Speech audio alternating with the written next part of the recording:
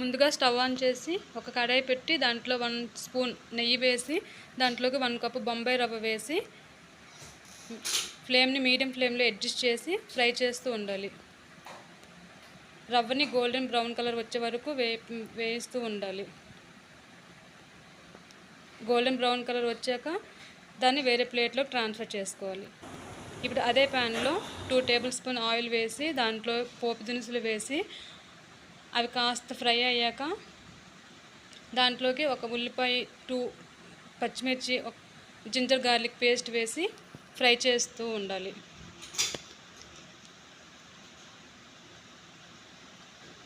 అల్లం వెల్లుల్లి పచ్చివాసన పోయే వరకు ఫ్రై చేసుకోవాలి.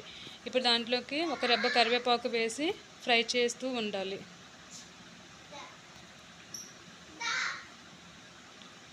ఉల్లిపాయ గోల్డెన్ బ్రౌన్ కలర్ వచ్చాయి. ఇప్పుడు మనం 1 కప్పు బొంబాయి రవ్వ తీసుకున్నాం కాబట్టి 2 కప్స్ వాటర్ యాడ్ చేసుకోవాలి. 1:2 రేషియోలో వాటర్ యాడ్ చేసుకున్నాక దాంట్లోకి రుచికి సరిపడా ఉప్పు, గరం మసాలా, జీలకర్ర పొడి వేసి కలుపుకోవాలి.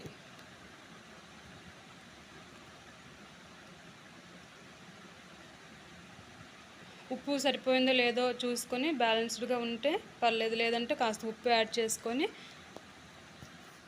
మూత పెట్టి రోలింగ్ బాయిల్ అయ్యే వరకు వేసుకోవాలి.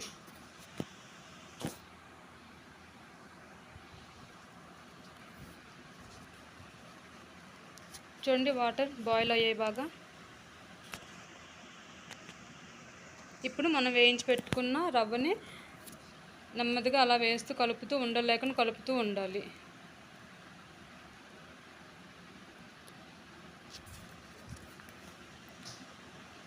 రవ్వని ఉండలు లేకుండా కలుపుకోవాలి. ఫ్లేమ్ని మీడియం ఫ్లేమ్లో పెట్టుకోవాలి.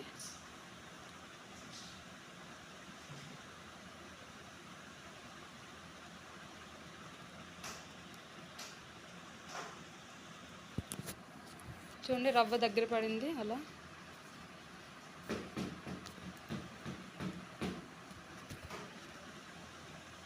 ఇప్పుడు మూత పెట్టి ఒక 5 మినిట్స్ అలా ఉంచేస్తే ఇంకా లోపల మంచిగా కుక్ అవుతుంది. ఇప్పుడు దాంట్లో దించే ముందు 2 టేబుల్ స్పూన్ నెయ్యి వేసి బాగా కలుపుకొని తింటే రుచి సూపర్గా ఉంటుందండి.